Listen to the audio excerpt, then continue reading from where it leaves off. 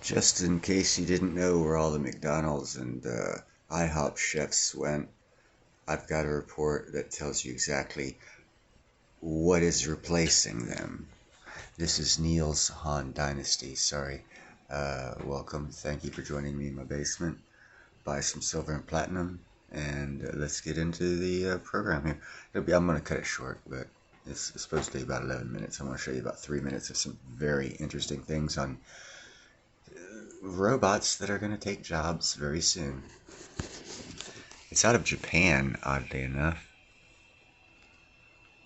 Exhibition of robot chefs in Japan. Technology for tracking through walls, augmented reality glasses, and chip implantation without cracking the skull. All of the most interesting technology news of the week in today's one episode. And then this. Innovation Surgery has announced that 2 hospitals in the U.S. have successfully performed operations using Hamini surgical robots.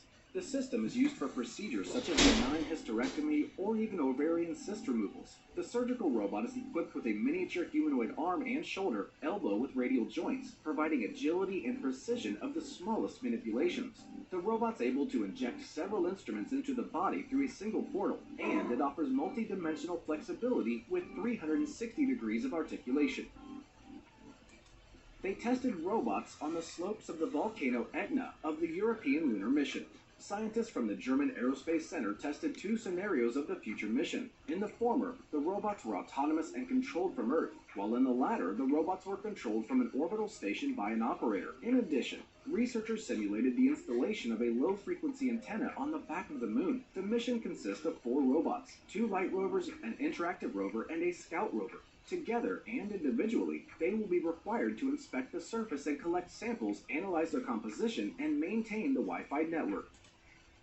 Researchers at the ETH Zurich have developed MyoShirt, a soft upper body exoskeleton. Alright. I'm not getting money for this ad, so you gotta look at me. And we're working toward that goal. Mio is the world's best, which is essentially an extra set of muscles that increases your strength and stamina. Of course, the primary focus of development is on the medicine and helping people with reduced mobility. MyoShirt consists of a vest with cuffs for forearms. Inside the fabric are built-in sensors, and all the additional equipment is enclosed in the enclosed box. Sensors collect information for an algorithm that determines the intentional movements of the wearer and the amount of force required for the movements. When moving, the motor shortens the rope to the tissue, which runs parallel to the muscles of the wearer and acts as an additional tendon. Trials have shown that the exoskeleton increases strength and endurance of patients with various illnesses by between 30 to 60%. Interesting stuff coming to you from Japan, the country that's losing all its economic buying power of its dollar system. And might I say, you tell who the world leaders are throughout history.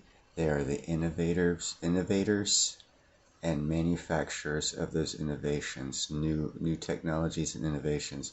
Those are typically your world leaders throughout history. This stuff's coming out of Japan, folks. Maybe we ought to look at Japan differently than we have for the past 40 or 50 years. You guys have a nice evening.